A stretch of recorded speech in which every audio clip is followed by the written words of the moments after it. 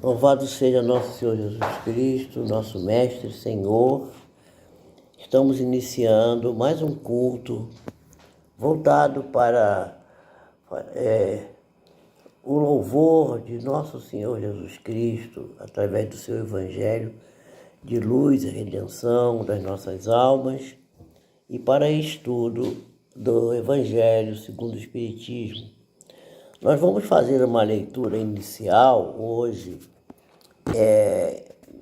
que está no livro Pão Nosso, na página 195, e que já foi estudada aqui, que é uma passagem do Apocalipse de João, no seu capítulo 2, o versículo 21, que diz assim: Deus, esse é o título, não é da página, Deus não desampara.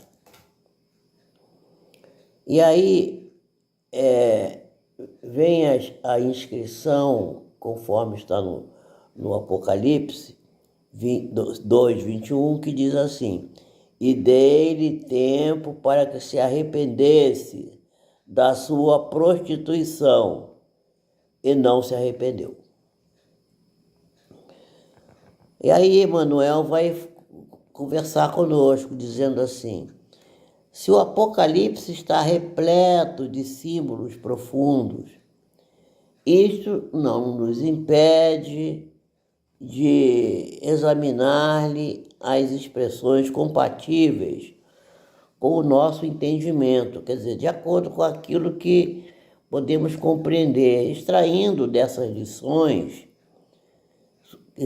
que são suscetíveis, que são suficientes para as nossas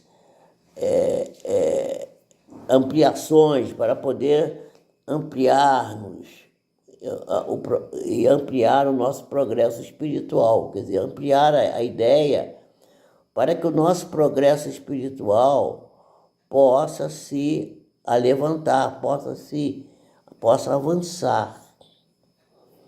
Esse versículo do Apocalipse, esse versículo mencionado aqui, o versículo 21 do capítulo 2, ele proporciona uma ideia da longanimidade do Senhor, do Altíssimo. E o que é longanimidade? Longanimidade, uma palavra difícil até de pronunciar, né?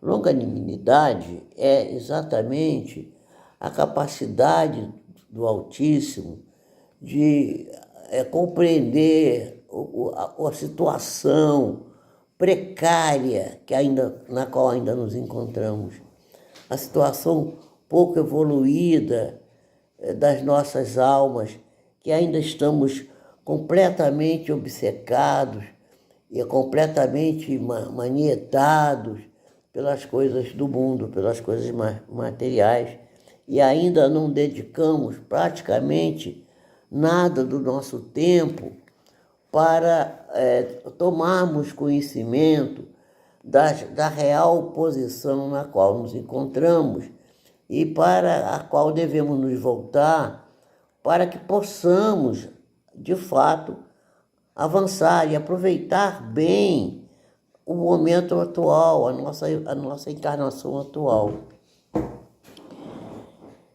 Ele dá uma ideia, então, dessa longanimidade na consideração das falhas e das defecções dos filhos transgressores.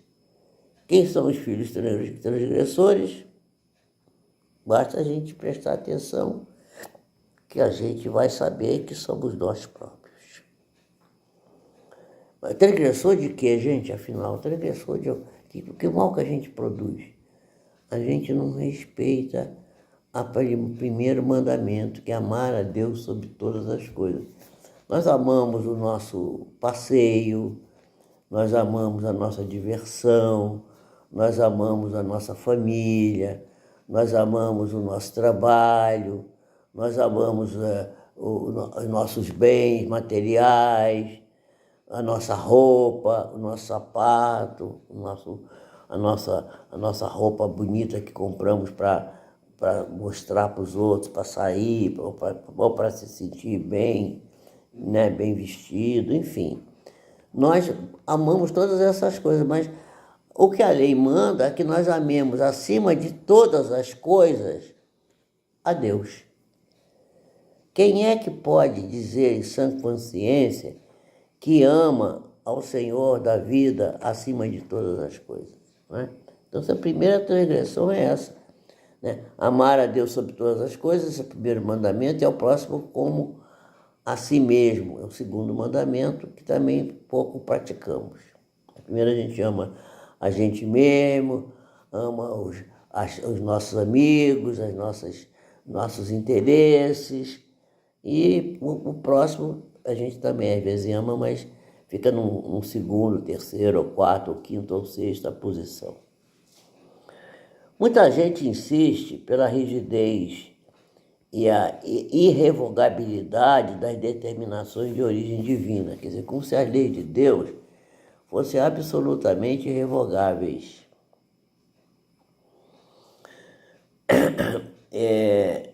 Entretanto, compete-nos reconhecer que aqueles corações que já estão inclinados a semelhante interpretação,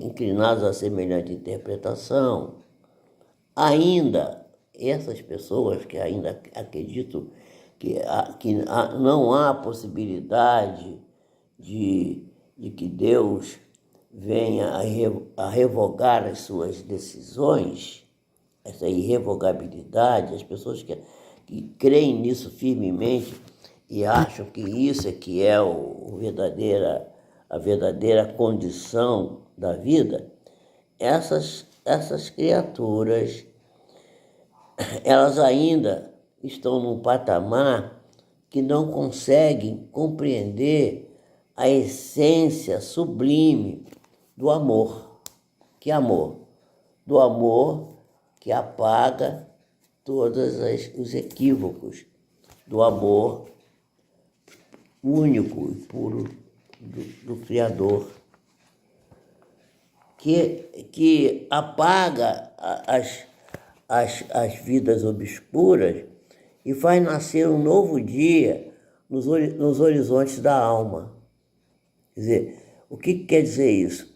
Oportunidade sempre de nós podermos reacertar o nosso passo. Né?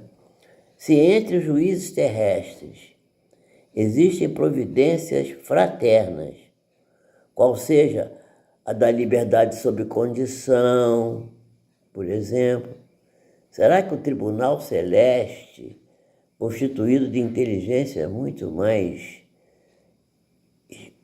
avançada do que a dos homens, seriam tão duras e inflexíveis? É uma pergunta que talvez não tenhamos como responder. Mas podemos, pelo menos, conceber que a tolerância e o amor e a longanimidade do Senhor, Criador de todas as coisas, supera de muito a dos homens. E se os homens concedem a liberdade provisória, a liberdade por um tempo sob condição, por que Deus não o faria? Né? Portanto, a casa do Pai é muito generosa e muito mais generosa que qualquer figuração de magnanimidade apresentada até agora no mundo pelo pensamento religioso. Nós ainda não compreendemos bem a magnitude do amor do Senhor por nós. Nos celeiros abundantes de Deus, há empréstimos e moratórias, concessões de tempo e recursos que a mais vigorosa imaginação humana jamais poderia calcular. O Altíssimo fornece dádivas a todos. E na atualidade é razoável e aconselhável que o homem medite, né, nos recursos que lhe foram concedidos pelo céu para arrependimento. Quer dizer, nós toda hora estamos sendo chamados a reavaliar a bondade com que Deus tem nos tratado. E como Deus tem perdoado as nossas falências, os nossos erros, as nossas atitudes impensadas, né? Levando-nos para o arrependimento, para que possamos buscar a renovação nos rumos do bem. Muita gente diz assim, eu não pratico o mal, mas não praticar o mal é muito pouco. A gente tem que produzir todo o bem que puder, o que é exatamente a lei de Deus. E não só não praticar o mal, mas como produzir o bem na sua maior intensidade, mas aquilo que você mais possa fazer no sentido de preservar o bem de todos. Mas os homens, prisioneiros das concepções de justiça implacável, ignoram os poderosos auxílios que o Todo-Poderoso traz para nós, manifestado através de 1000 modos diferentes. E, contudo, aqueles que procuram a própria iluminação pelo amor universal sabem, de própria experiência, que Deus dá sempre ao homem aquilo que é necessário aprender e aquilo que é necessário receber.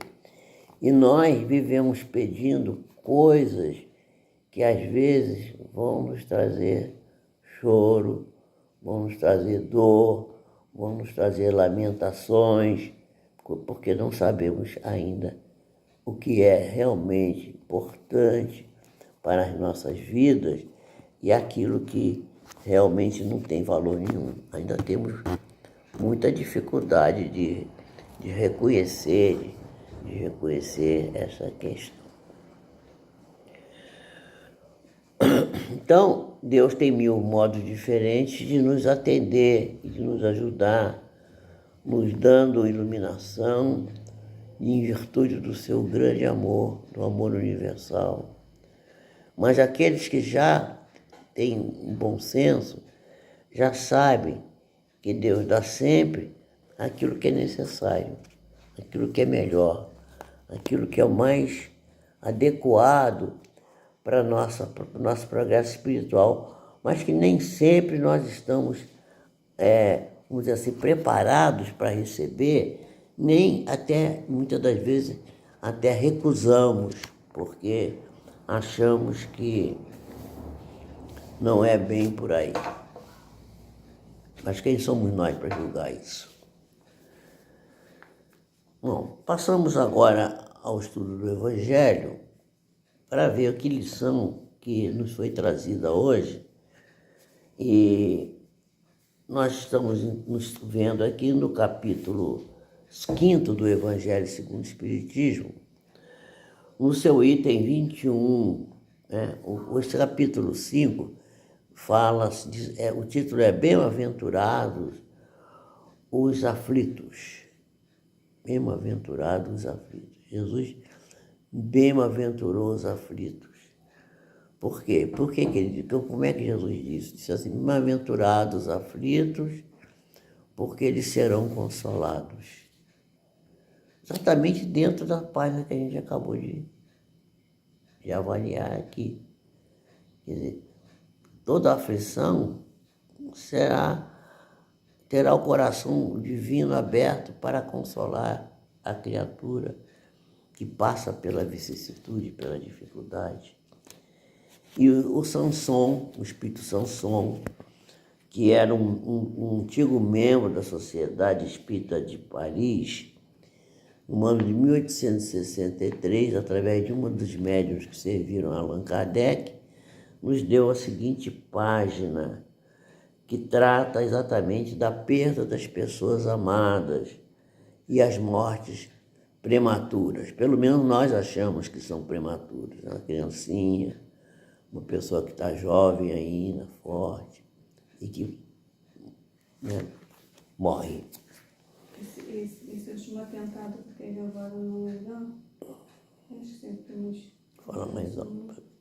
Esse atentado que teve agora no Irã, né, foram encontradas várias crianças vivas entre os escombros, muitas crianças órfãs. Muitas, uma quantidade assim, incrível. Pois é, e a gente não entende por que acontece isso, mas tudo tem uma razão de ser. Então vamos ver o que nos diz o Samson sobre isso. Eu vi até uma reportagem de um bombeiro que salvou o gato, conseguiu salvar um gato, e o gato não queria mais se separar dele.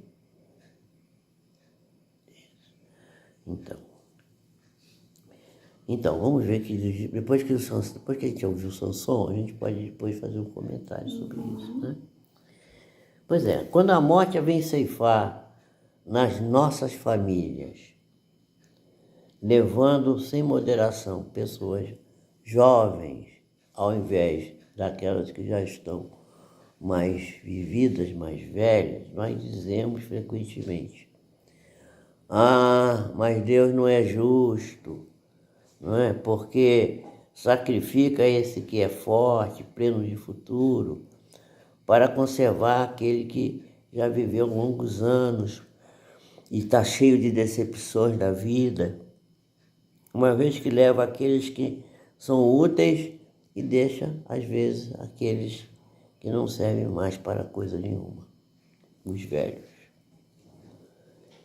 Uma vez que parte o coração de uma mãe, privando-a da vida ao seu lado de uma inocente criatura que fazia dela toda a sua alegria.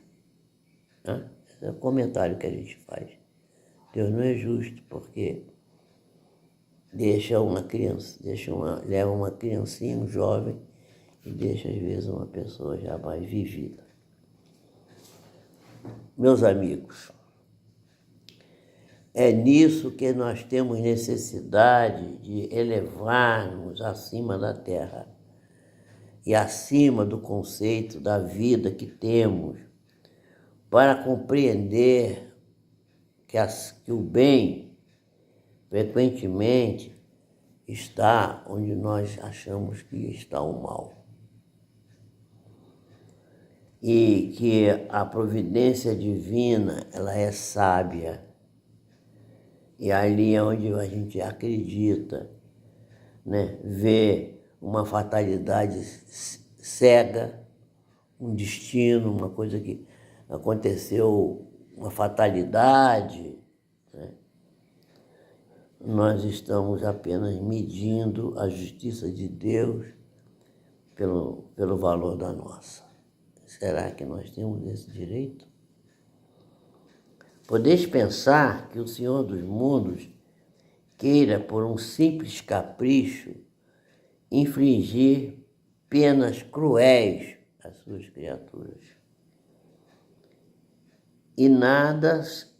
Porém nada se faz sem um objetivo inteligente, e qualquer que seja ao que se chegue, cada coisa que acontece tem lá a sua razão de ser.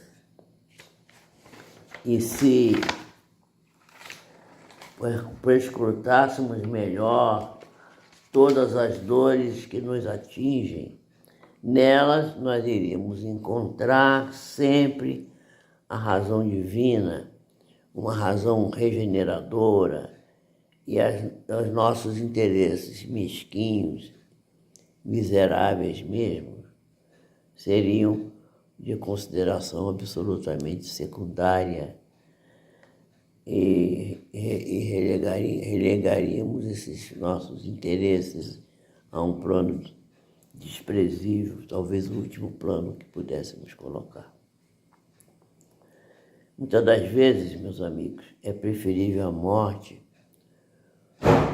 para uma encarnação de 20 anos, a esses desregramentos vergonhosos que desolam as famílias honradas e partem o coração de uma mãe, fazendo antes do tempo branquear o cabelo das criaturas que são responsáveis pelo jovem. A morte prematura, frequentemente, é um grande benefício que Deus concede àquele que está indo embora. E que se encontra, assim, preservado de muitas misérias da vida encarnada, ou das seduções que teriam podido arrastá-lo à sua perdição no sentido espiritual. Aquele que morre na flor da idade não é vítima. Não é vítima da fatalidade, absolutamente não. Mas Deus julga que vai ser útil para ele não permanecer por mais tempo na Terra. O motivo pelo qual isso ocorre ainda muitas das vezes está velado ao nosso conhecimento, mas ele existe. Vamos ver adiante. Podemos dizer, por exemplo, que é uma infelicidade horrível, morrer gente assim desse jeito, que coisa, né? Que uma vida tão plena de esperança seja tão cedo cortada. De quais esperanças nós estamos falando? Esperança de quê? Das esperanças da Terra? Ganhar dinheiro, ter sucesso, ter um nome elevado bem alto no nível social. Que esperança será essa? Será que ele teria podido brilhar, construir seu caminho elevado e constituir uma grande fortuna? Sempre temos essa visão estreita que não pode sair do nível da matéria. Sabeis qual seria a sorte dessa vida tão plena de esperanças, segundo a nossa opinião? Será que nós podemos vaticinar que essa criatura vai realmente ser uma pessoa abençoada? Vejamos aí os casos, por exemplo, daquele pai que eu conheci, que é um caso que eu já citei várias vezes, estou abrindo um parênteses aqui, que o filho se tornou uma pessoa muito importante, né? Não convém citar o nome aqui, é uma pessoa muito conhecida, e que estava, e acho que está ainda preso, por ter lançado mão do que não lhe era digno fazer. E o pai, coitado, se destruiu, dizendo que nem filhos tinha mais. E entrou num quadro de demência senil gravíssimo, e que, para tentar talvez apagar da sua mente o desgosto terrível que sofreu com essa situação. Contais, pois, quem pode dizer que a vida dessa criatura, que nós falamos que estão cheia de esperança, não seria uma vida cheia de amarguras? Quem pode dizer isso? Contai, pois, por nada as esperanças da vida futura, já que preferis as da vida efêmera que arrastais sobre a terra. Se as pessoas preferem a vida material à vida espiritual, tudo bem, é um direito que a pessoa tem. Pensai, pois, que vale mais ter uma posição entre os homens que entre os espíritos bem-aventurados? Será que é melhor? Portanto, devemos nos alegrar, nos regozijar, ao invés de nos lamentar, quando apraz a Deus retirar um dos seus filhos desse vale de dificuldades que é a vida encarnada na Terra. Não há egoísmo em desejar que ele aí permanecesse para sofrer conosco as mesmas vicissitudes pelas quais passamos. Será que não seria uma forma de egoísmo? Ah, meus amigos, essa dor se concebe naquele que não tem fé e que vê na morte uma separação eterna. Mas aqueles que já acreditam na sobrevivência da alma, aqueles que já aceitam que a vida continua, esses sabem que a alma vive melhor, mais desembaraçada do seu invólucro corporal. E, mães, sabeis que os vossos filhos bem-amados, aqueles que partiram antes, estão sempre perto de vós. Sim, bem perto, porque os corpos físicos pereceram, voltaram para a Mãe Terra. Mas o corpo fluídico, o corpo espiritual, os pensamentos, ainda está conosco. Está na nossa lembrança e embriaga essas criaturinhas de alegria ao serem lembradas com carinho e com certa regozijo, com certa alegria.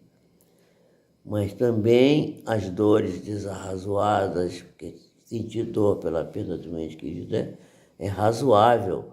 Mas quando é desarrazoado, isso aflige muito a criatura que partiu, porque elas denota, esse sofrimento exagerado, denota a falta de fé e são uma forma de revolta contra a vontade de Deus.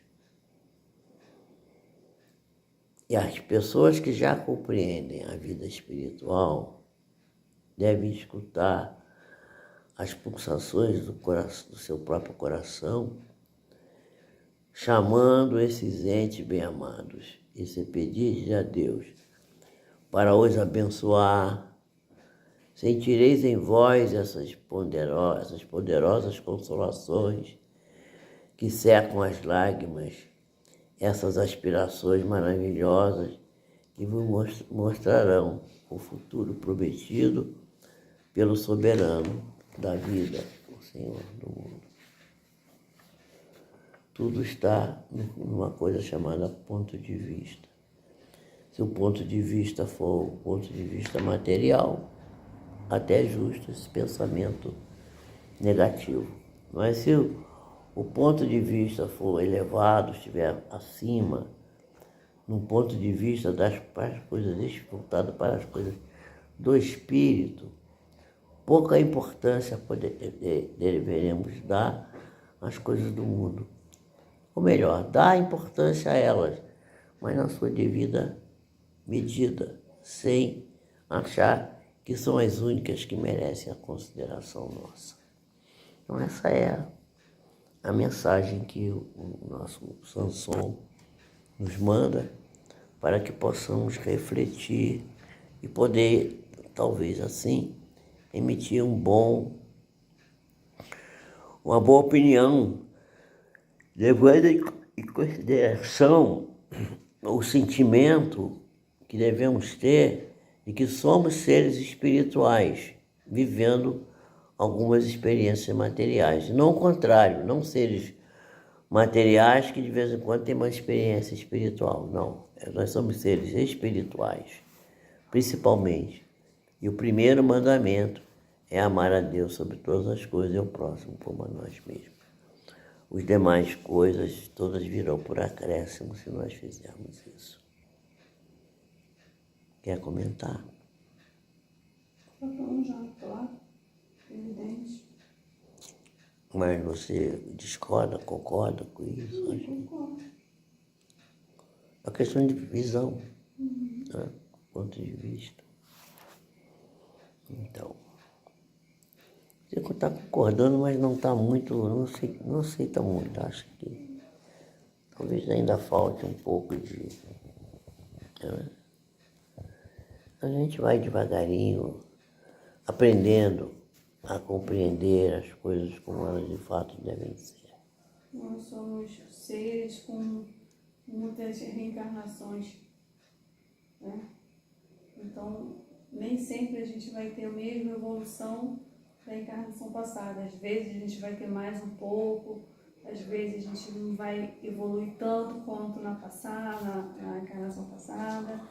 Mas enquanto a gente estiver vindo, é porque a gente ainda tem necessidade de crescer, né? De evoluir. E a gente não sabe assim quando que a gente vai deixar de ir, quando que a gente vai ter que deixar de aprender. Sabe? Eu acho que essa busca constante em entender e acertar é que tem que fazer muito efeito na nossa vida. Porque essa construção é individual. Você não pode construir por mim, nem eu pelos nossos filhos. Cada um no seu tempo. E onde eles estão agora, com 20 e pouco, com 18, você já teve, eu também já tive.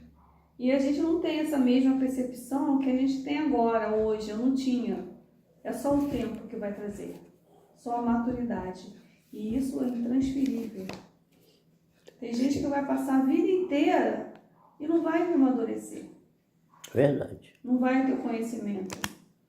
E a gente precisa olhar para isso com compaixão. Sabe? Não com estar perdido. A gente tem que saber olhar. Porque nós também já estivemos lá. Sabe? Nós já estivemos nesse lugar. Talvez ainda nem chegamos lá. Pois é, mas a gente esteve lá e a gente gostava de estar lá também. Gostava de estar lá, eu gostava de estar lá onde meu filho está, onde meu filho está, eu gostava. Hoje eu tenho uma outra percepção disso.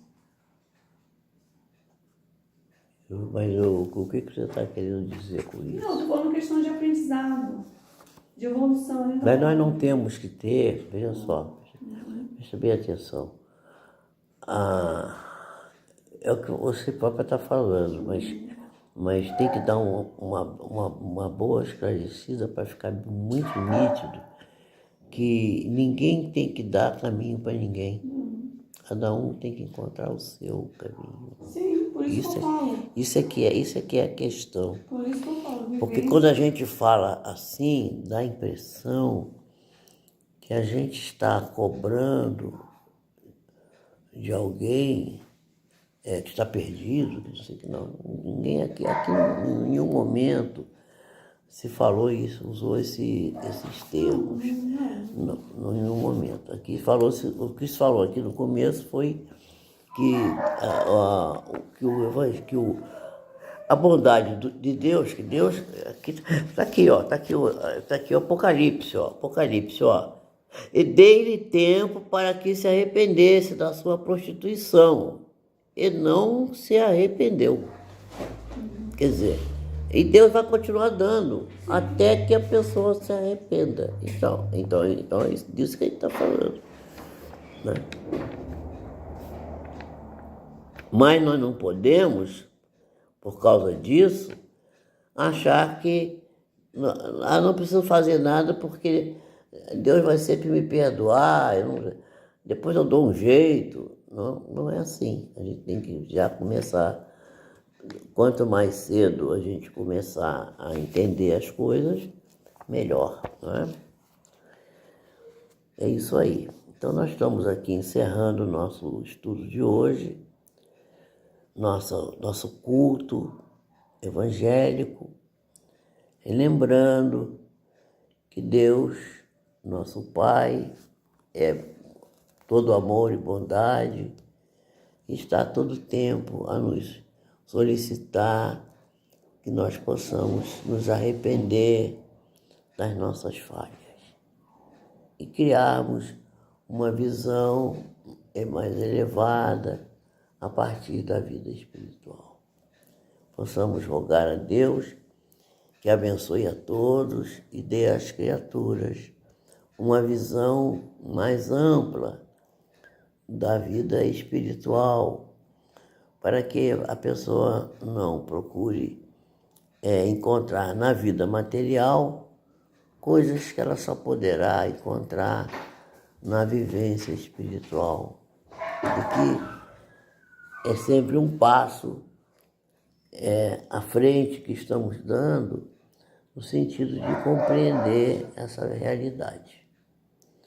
Deus nos abençoe, nos ampare, nos dê força, coragem para as lutas deste mundo e, sobretudo, esclarecimento para entendermos na sua medida certa o que seja a vida espiritual e qual é a nossa responsabilidade no sentido de avançarmos, de progredirmos e de chegarmos a um lugar comum onde possamos nos sentir de fato bem realizados.